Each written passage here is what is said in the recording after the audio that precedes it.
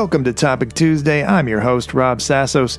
In this episode, we're going to go over some landlord and tenant obligations, starting with oral and written leases. Now, a lease is an agreement to rent property. It may be written or oral. A written lease can be in the form of a formal contract or simply a copy of a letter that states the rights and obligations of both the tenant and the landlord. Now, Florida law requires that most notices to and from a landlord be in writing, even if the rental agreement is oral. In cases where there is no written lease, the term of your rental payment schedule, monthly, weekly, etc., determines the length of the agreement. Now, a common point of contention between landlord and tenant has always been the landlord's access to the premises. Now, the landlord and his properly identified representative, such as a property manager, have the right to enter the leased dwelling at a reasonable time and with proper notice in order to inspect, repair, or show the property to prospective or actual purchasers, tenants, mortgagees, workers, or contractors. Now, in Orange and Seminole County, typically a reasonable amount of notice is 12 hours, and a reasonable time is any time between 9 and 5 p.m. So what happens when a landlord fails to comply with the lease?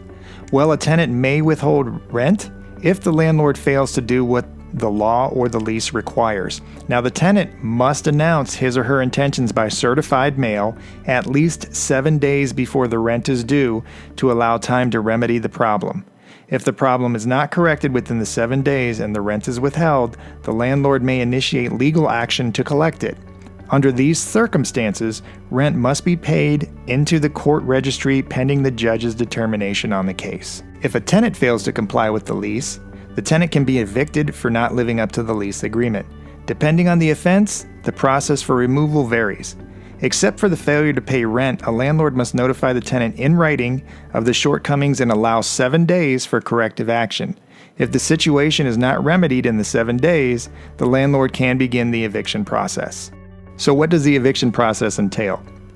Well, in general, the landlord must serve the tenant with a written notice allowing 3 days, excluding weekends and legal holidays, for rent to be paid or to vacate the premises. If the rent is not paid within the 3 days, the landlord may begin the eviction process.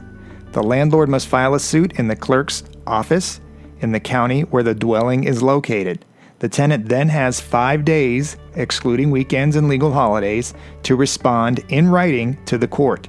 If there is no response from the tenant, a judgment is entered against the tenant. The clerk will issue a writ of possession to be served by the sheriff, notifying the tenant that he or she will be evicted in 24 hours. That ends this episode of Topic Tuesday. I hope you enjoyed it. If you did, please like and share. Also, don't forget to subscribe to our YouTube channel and check out our website, simplicityre.com and jbrmanagement.com. My name's Rob Sassos, and we'll see you next episode.